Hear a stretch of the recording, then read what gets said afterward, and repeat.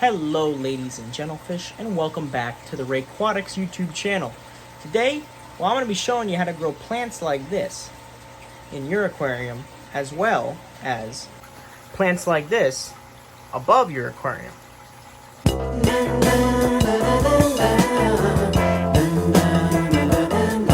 So as you know, I have many planted aquariums throughout my fish room. Like we've got this new one with the 29-gallon pufferfish. We've got this 60-gallon rimless aquarium. We've got this 20-gallon plenum swordtail aquarium. The Ameca splendens tank. And as well as, turning the lights on here,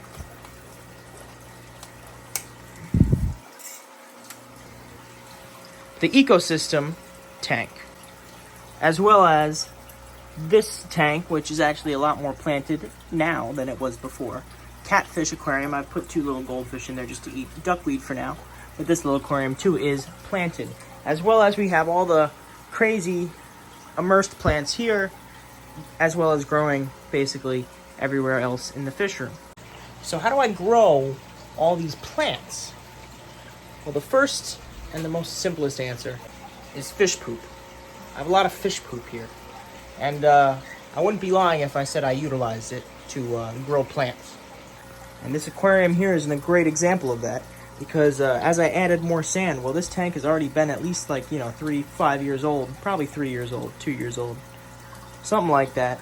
There was already a decent layer of good old malm and delicious broken down waste, and I just put sand on top of that and planted plants right in it, and to be honest with you, they're doing pretty good.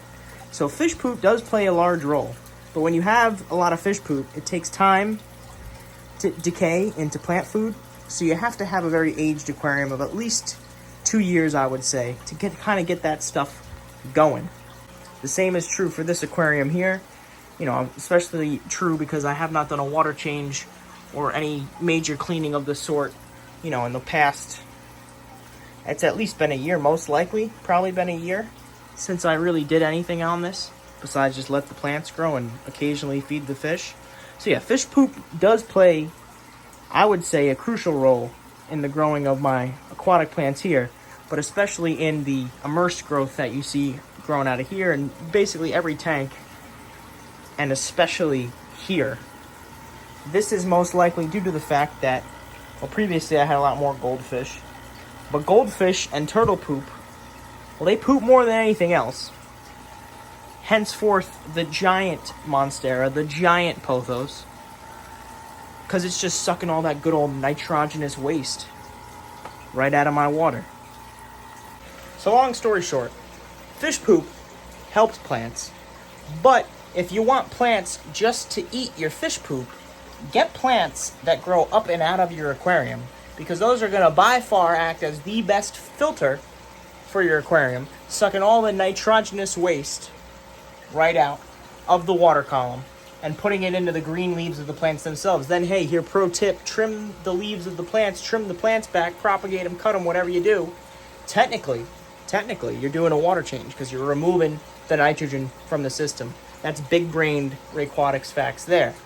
But on to things like the aquatic plants, like you see here, the plants that grow under the water. They require, a little bit more of an attention, because most plants, believe it or not, plants don't like to grow underwater. Matter of fact, there's more light and CO2 above the surface of the water. So most plants, they'd prefer to grow all the way up and out of the water. So growing them underwater, you need a couple special things. And well, that first special thing that most aquatic plants are going to need is going to be a nutrient-rich substrate, people. So why have I shown you this tank? Well, because it has probably by far the deepest substrate out of any aquarium. And it was, it probably still is, but at the time I put it in, nutrient-rich, because it was fluval stratum. And fluval stratum is a great medium that's all ready to use, put in your tank, put plants in it, you're good type of medium. It's got a lot of nutrients in it, micronutrients, macronutrients, I don't know the fuck. I'm not too crazy about knowing the exact types of nutrients, but it's definitely probably got some magnesium in there for all you people in the know. But what I actually ended up doing with this is I made it deeper, because here's the big thing.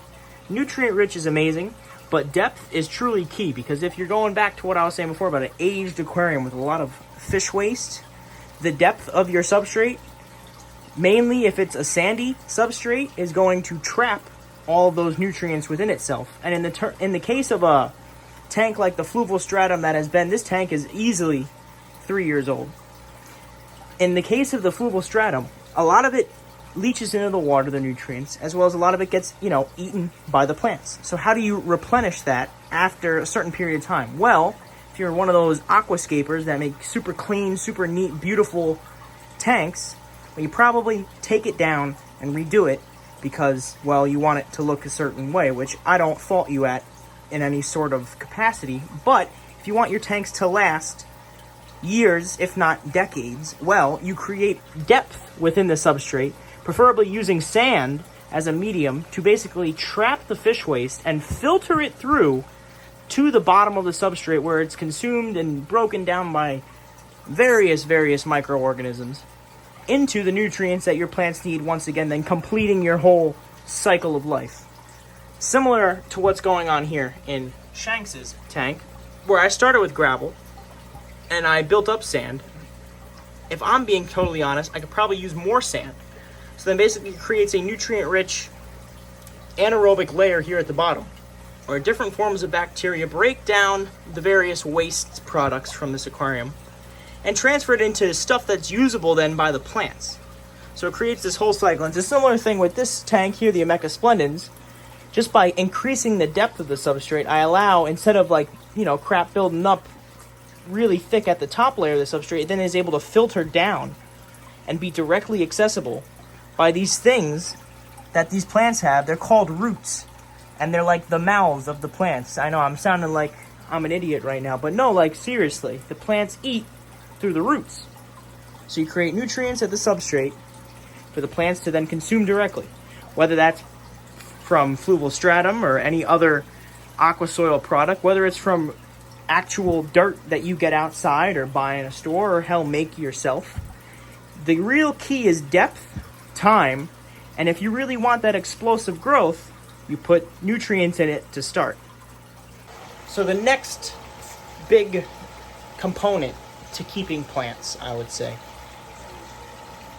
is going to be the lighting. Because while there are less expensive and decent alternatives out there, lighting is probably the one thing you do not want to skimp out on when it comes to growing aquarium plants. So arguably the most important thing is lighting when it comes to growing aquarium plants. Because, well, the main reason is that shining through all this water is honestly a tough job. And to make sure that the plants get the spectrum that they need, well, first of all, you're going to need a full spectrum LED, which this one, to be honest, it's kind of ironic I'm talking about not cheaping out, when this one, it was an Amazon cheap one, which most of the Amazon cheap LED lights are good. This one ended up crapping the bed on me, and it only goes through the white channel now. And mainly only sometimes goes, because I think the controller's fried. So sometimes it goes full spectrum. Most of the time, though, it just goes white or off. So I'm going to need to purchase a new one. But besides the fact that, because here in this tank, we've got a, still functioning full spectrum. That one's still functioning full spectrum. And then you've got the LED grow lights. Even the grow light bulbs. Same on here, same on there. 200, we've got actually a LED floodlight situation. Very cheap, very DIY. Works out very, very well, actually. Nothing like crazy intense, but it can grow some decent stuff. But besides that, an aquarium light doesn't have to cost too much. For something like, this tank, I'm actually running the fluval. I think it's the fluval plant LED for the, I forget what size it is, but the fluval plant LED, that runs that runs a pretty penny. But, yet it does the job. But yet in here, this tank was a lot more lush before I trimmed it back and all that. This is a cheap Amazon full spectrum LED, and yet it does the job. Up here, that is a fluorescent grow light. It's working. But even something as simple as just a regular fluorescent bulb does work, in fact, to grow plants. But I will tell you this. If you get a better light, you will see probably the most dramatic results versus anything. Like if you just go with deep sand, no nutrients, get a nice light, and either A, have patience, or B, use root tabs, you could have just as good of a growth as a high nutrient tank with a crappy light, because then the plants wouldn't be able to use all these nutrients as efficiently. So yeah, lighting probably, arguably, most important. You know, if you've got a decent substrate but a crazy light, you can get some wonderful, insane plants. That obviously combined with patience and some fish poop, you know, you're in for a jungle, basically. Now, especially if you use easy, quick-growing plants. Now, what are those, right? What are some species that I can use? Well, luckily, I've got you covered, and I've got a pretty decent list of some easy species to start with to get your plant game going strong. And well, starting in this tank here, some of the easiest plants to grow are going to be Java Fern and Anubias, as well as, on this log here, Java Moss. Now, these plants are super duper easy because if you've got a tank already set up, and I was talking about all the crazy sand and substrates before, and you're like, oh, well, I can't grow any plants. Actually, you're wrong. You can grow Anubias, Java Fern, and Java Moss. These plants do not require substrate. They are what they call epiphytes, meaning they grow on surfaces like logs, driftwood, even artificial decorations, and they hold themselves on and take the nutrients directly from the water column. So, very easy to grow in that regard, as well as the fact that they're very, very tolerant of many different water conditions. They do not really care how much light you give them. If you blast them, if you basically nearly keep them in the dark, they will still grow. Downside is they don't really grow too fast, and well, especially the Anubias, Java Fern too, and Java Moss even less so, prefer harder water.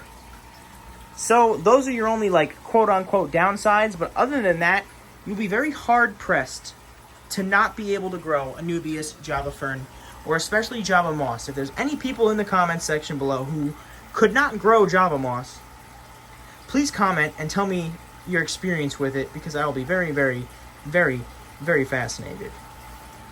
On to some more plants. Alright, so I figured I'll mention these because they're in that same tier of easy to grow. We've got floating plants like this, I believe it's hornwort or fanwort, as well as duckweed, salvinia, redroot floaters, any floating plant. I'm going to say things like redroot floaters and other exotic floating plants may be a little harder to grow depending on water conditions and lighting, but duckweed, salvinia, hornwort, very, very easy to grow. Just throw them in a tank. They will grow. They will basically just kind of cover the top of the water, absorbing nitrates, which is a great thing. But, you know, they don't really give you that jungly scape look unless they really, really overgrow themselves. But in the, case of duckweed, it becomes a problem because it grows over your entire aquarium. Same thing with salvinia after a while. So it's like a double-edged sword with that. Great for removing nitrates, not so great on the looks department. Duckweed, borderline a nuisance if you don't have goldfish. Alright, so after the floating plants, epiphytes, the next best plants are going to be your stem plants. Like this plant here, this is Pogostellara octopus, and it is actually crazy how quickly this stuff grows. I've got a lot of it in my bin over here. I've got a lot of it in this tank, as well as a lot of it in this tank. This is a very easy plant to grow, and very tolerant of different water conditions. I have harder water here. I've seen it grown easily in softer water, stuff like that. Doesn't really care too much. Fast growing, very fast growing. This stuff, you trim it and two more split up immediately. It's very, very demanding in terms of how much you have to trim it. Otherwise, if you've seen some of the videos with this tank, it literally grows all the way up to the front, completely covers it. And before, this tank had barely any substrate in it. This stuff doesn't require much to grow. It will grow basically off of just the fish poop alone. Wonderful plant. Maybe too fast growing. Like eventually, I'm trying to phase most of it out. Keep it as like a little accent here and there because I want some other harder to grow plants that are really starting to take hold now to kind of flourish. But other than that, that's an amazing beginner, amazing starter plant. Octopus. And arguably an even better nitrate absorber as well as fast-growing plant compared to the Octopus plant will be water Wisteria. This stuff here with the nice wispy leaves that almost look like hands. It's a very hardy plant. In terms of growing it underwater, it has this beautiful foliage. It tends to want to grow all the way up towards the top. I recommend trimming it before it does so, because once it grows towards the top, it turns into this. Almost like strawberries or whatever. It's a very interesting vine. It's got like this fuzz on it. And I mean, it's amazing for absorbing nitrates when it's like this, because it just goes everywhere. I mean, I was able to propagate it, cut it, trim it wherever. So like, that's a great thing, you know, another nitrate sponge of a plant, hence I have it. But underwater, it's fairly low demand, as well as it produces some very unique foliage in terms of the texture. So I would say another easy growing stem plant, very good. So another easy stem plant I have here in the fish room. This is a relatively new addition. This is Therea Raki. I think they also call it cardinal plant, but I like sounding fancy, so it's Therea Raki. Come on. Very easy red plant. Like, look at the red accents. It looks like I'm some sort of aquascaping genius and professional, but it's just this plant. It looks so good. It's so easy to be red. Beautiful. Now, it may like slightly, you know, I think most plants prefer slightly harder water. Just my observation here. I mean, the minerals definitely help to make this a little bit more red and popping. It's beautiful. I've also got a little bit in the Shanks tank, because of course he's red, plant's red. Gotta have that. But it's fairly easy. Don't need crazy substrate. The light is basically the limiting factor. Actually, at work, I created a tank where it's just deep sand, probably about yay deep sand, and dead fish. Like, I crap you not, where I work. Unfortunately, there's a good bit of dead fish, and I push them into the substrate of this little tank I made in the back room there. And, well, a lot of plants would grow out of it. And one of the plants that does really well in that was Therea, which surprised me. I also did, you know, have harder water and stuff like that. But either way, Therea, easy red plant. Same type of thing, propagation, very fun, very easy. Likes to shoot off roots at its stem. So, you know, basically begging to be chopped and propped, as they call it. Another easy, fun, good red plant. And one of the final stem plants I have here in the fish room is going to be this Rotala rotundifolia. Now this is Rotala rotundifolia red, and fun story about this plant is I've had it for at least 8 years. Maybe, yeah, definitely the same DNA of the plant, but I've just been chopping it and propping it since I had a 60-gallon. It was actually that 60-gallon, filled with plants and angelfish, my first ever planted tank, all the way back when, had the same exact plant. I had bought it tissue culture from a fish store, and I had grown it into, you know, it grew all the way to the top of the 60. I chopped it, put it in 10 different tanks, and, you know, now I still have some of it here in the 20. I've been propagating it in my bin, as well as I've got it really going good in the Ameca splendens tank. And I don't know if it's the substrate, light, whatever, but it really is getting red in here. And this is Rotala rotundifolia red. But you can see the red compared to this Rotala to the cardinal plant. Well, the cardinal plant can't even compete. It's just too red. And that just speaks to how good of a red the Therea is to start the cardinal. Beautiful stuff, beautiful stuff. But yeah, the Rotala, a little bit harder. In my opinion, it needs a lot more light. You know, nutrients is like 50-50. It needs a decent amount. I've done it in old Wallstead tanks back in the past. I did it with just aqua soil. But it takes a little bit more time. Most plants, I say, are difficult, take a little bit more time. So that means that, like, you know, certain, I'm not no expert, but like certain nutrients that weren't previously available in the substrate become available because of new biological processes in terms of what's getting eaten and decomposed are, you know, advantageous for it. In aged tanks, I find they do better. Now, I've had these props established for at least like a week, 2 weeks, and they're doing great. Same thing with the original ones, and they're growing back quick. So I'm no expert as to why certain plants do well at certain times, but right now this Rotala is popping off for me, and it's a pretty decent stem plant. If you have a nutrient-rich soil, decent light, this will grow for you. And then now we're into the runner plants, or I like to call it, you know, the plants that need a lot of substrate, basically, or not a lot of substrate. Plants that shoot off runners. We'll start it from there, and then the first one, the lighting in here is something else. But cryptocornine, basically, any crypts. I've been using this red Wendidi, and like I've been using because it grows so well. I keep propping and chopping. I've got it really big in these tanks here, really big. And yeah, it keeps shooting off little runners, like boop, boop. And, you know, it likes decent depth substrate, decent nutrients within the substrate. Like if you don't have any nutrients but deep sand, definitely root tab in the beginning. It's going to appreciate it because, you know, it really has long roots. I pulled some stuff out. The roots are like, you know, a couple feet long for these plants. So definitely heavy root feeders. Very good for like a mid to foreground. They're not like a true short plant. As you can see, they get pretty big. You can really see it in the 20 where they get really tall. Especially this is a 20 tall, so they get pretty tall. But like for a giant tank, like especially the 60, I feel it works good for a foreground plant. You know, definitely maybe more of a mid to background plant for you aquascapers there. But definitely very easy to grow, relatively low demand, get some good light, get some nutrients. It don't need much. Grows really well, produces a lot of runners, easy to propagate, just pull the runners right out. Good plant. Now, honorable mention here is going to be Dwarf Sagittaria.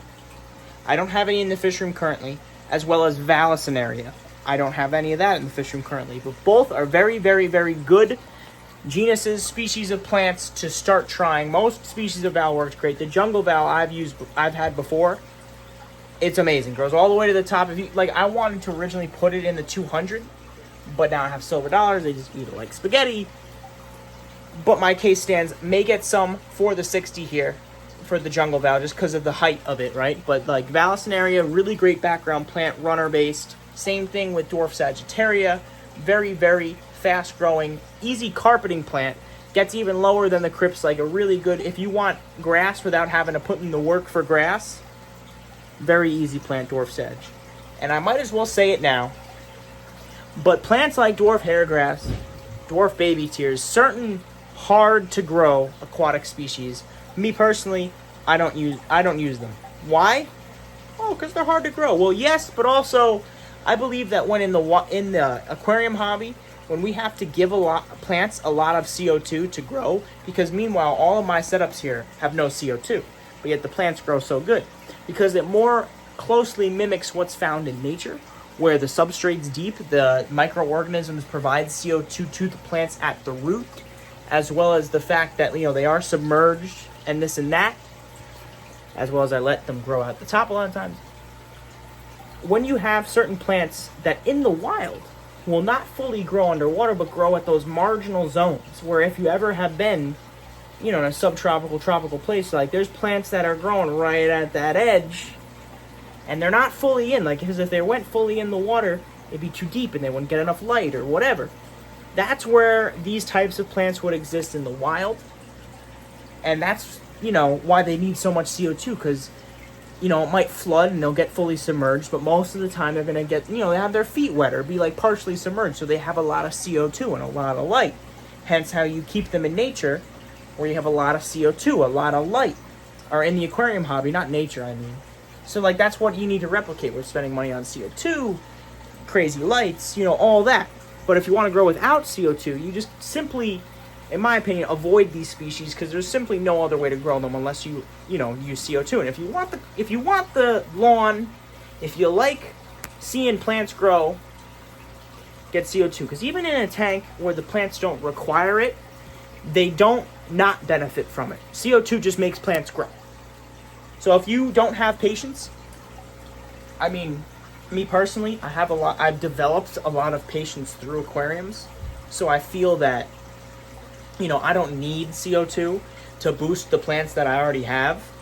And I don't feel the need to grow plants that require CO2. Hence my natural style of fish keeping. Totally just the way I do it. You know, you don't have to do that. If you want those plants, go ahead.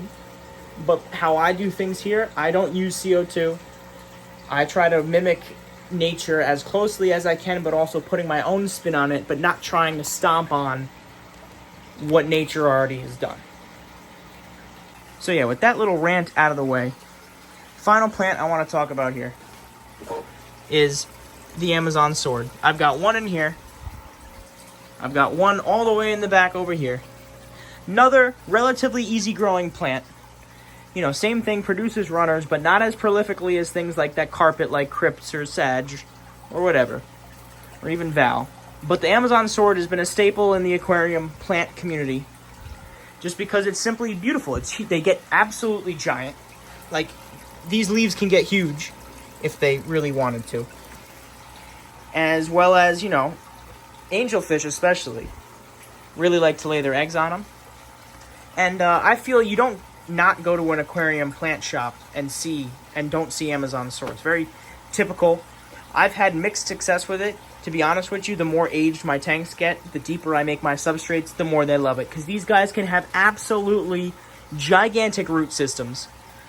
And they really, really, really want to be fed right at the root. So, like, nutrient-rich substrate is a must with these guys.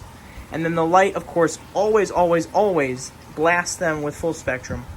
And their leaves will absolutely get huge. Another thing with just like buying aquarium plants, I see it a lot with Amazon swords. It's very easy to spot with Amazon swords, is that when they're grown above water, they do not have sword-shaped leaves. They have, in fact, spoon-shaped leaves. So most of the time when you buy them, you know, in the pots, in the tanks, they're spoon-shaped leaves because they quickly grow above water and it's easy to sell, blah, blah, blah. So they will die back if you get one with spoon-shaped leaves. But they will grow beautiful underwater sword-shaped leaves that will grow, you know, just as big. So that, you know, FYI for that, highlight nutrient-rich soil, a beautiful giant background centerpiece plant, whatever you want to call it. Great plant, great big foliage, gets really big, you know, but will take a little bit of time to get there if you're not really putting in what it needs. This is already getting to be a quite long video. I apologize for the length. YouTube retention times are never the best, but I wanted to put all the information that I know, or, you know, at least like a good summary of what I've been doing here for the past couple of years in terms of figuring out how I grow plants, because obviously this is not gospel. This is just how I've been doing it. There's a lot of other species of plants I haven't kept. There's a lot of other species I would like to keep. But at the same time, like, you know, it's more in the sense of how can I make something natural? How can I make something where I don't have to do too much to it? Not like I want this crazy scape. But regardless, sometimes you will have to fertilize your plants. And, like, I'm honestly all for in-soil fertilization so much more than in-tank, like water fertilization, like Flourish XL or Easy Green or whatever, because a lot of the times you're just clouding the water with that stuff. And as I stated with so many other plants, like the swords, the Rotala, every plant feeds from its root. So it's like, if your roots are in the substrate, you should be feeding from the substrate. And some of those harder plants are going to grow in your substrate. So feeding them directly is the best way. And to be, like, honestly frank, dead fish. Like, this is horrible and it's sad. I mean, it's not horrible. It's honestly, in my opinion, better than flushing. But when you lose a fish, don't throw it out. Don't flush it. Don't remove it. Think about this. Don't remove it from the natural cycle. Let it decay. Simply push it beneath the substrate. And it will help breed new life. There's so many micronutrients, all the good stuff within the fish to give back to the plants. Obviously, I personally love doing that. I think it's honestly a really good way to get rid of dead fish. And it retains their essence, their life force within the aquarium that they were then raised. As well as it provides a lot of essential nutrients to your plants. Obviously, you can also use root tabs if you don't have dead fish. I mean, Father Fish himself says to go buy dead fish from the grocery store, which, to be honest, might be the best way. Because then the best way is just using your own dead fish when they unfortunately pass. It's just the life of the hobby. So that might be another thing. But, like, use this method to your own discretion. So I've used plenty of in-tank fertilization methods, and while I haven't seen explosive results, I also don't do it frequently enough. I do also, like, perpetuate that Flourish XL is a very good hair algae killer. I've used it myself to eradicate hair algae in multiple tanks. not like religiously, but kind of as a algae killing dose, because it just makes the plants grow more to where then they outcompete the algae. So that might be a beneficial use of that might not be seen with fertilizer in the soil, like tabs or fish or whatever. But that's kind of like a little mini talk on that. All these whole concepts of different plants and fertilizer, they could be all talks on their own, granted. So however long this video is going to be, probably about 15-20 minutes, hopefully not longer, right? But gives you a good, summarization of the general techniques I use to keep the plants that I do, and hopefully gives you ideas in how to set up your own aquariums in a more naturalistic style that's closer to nature, that you have to maintain less, that the plants look amazing in, because then it's like the whole thing. You like to look at it, you don't have to do much to it, and you're getting closer to nature all the same, because that's really what it comes back to, is getting close to nature. When you bring things into your house, less so with dogs and cats because they've been so heavily domesticated, but like reptiles or fish or amphibians or whatever, you do it from the desire, like, that's outside, that's cool, like, that's nature, God made that, or it exists out in the wild, and I'm gonna bring it home, I'm gonna keep it in my house. So you kind of have to do the thing where it's like, nature created this thing, I have to take care of it. So what systems has nature derived to take care of these things, or to maintain this balance? And you try to, grab some of that balance and hold on to it, learn it, maybe understand a little bit more of it. That's what I hope from aquariums, less so than like, I like these fish, they're cool, like, because of course that exists always, like, I love these fish, they're cool, but at the same time there's a deeper thing in there that I think if most people don't know it, they do just deep down and they don't realize it. Because why are we attracted to these things like plants and fish and animals? Because we feel connected to them. We want to feel connected to the planet or whatever. And that was a good rant right there about why we love aquariums here, why I love aquariums, the whole purpose, sole mission of this channel. I think I'm going to call that a video here. You guys like that, hit that like button, subscribe to the channel. We've been experiencing some unprecedented growth recently. I hope to hit 1,000 subscribers by the end of the summer. So end of September, hard goal right there, right? But I believe we could do it. I think you guys are great. This is sad because look, only the real people will make it this far in the video. This is a longer video, I would assume. So you guys that are still here, from the bottom of my heart, thank you. I love you, I appreciate you. I want to try to do something bigger than myself, bigger than all of us, basically. I know I'm just a kid making videos, but the real goal is to educate people, to inspire, to thrust my passion upon them. If you're considering getting an aquarium, I totally recommend it. Watch more of my videos, watch some Father Fish videos, some King of DIY videos. Go try stuff yourself, go outside, enjoy nature, stuff like that. But for all of you guys that keep watching, I appreciate you. I feel that energy, man. And we're going to take this to the rest of the world. And we're going to live our lives to the fullest and try to connect with our planet. That's enough rambling from me. Aquatic's out. Peace.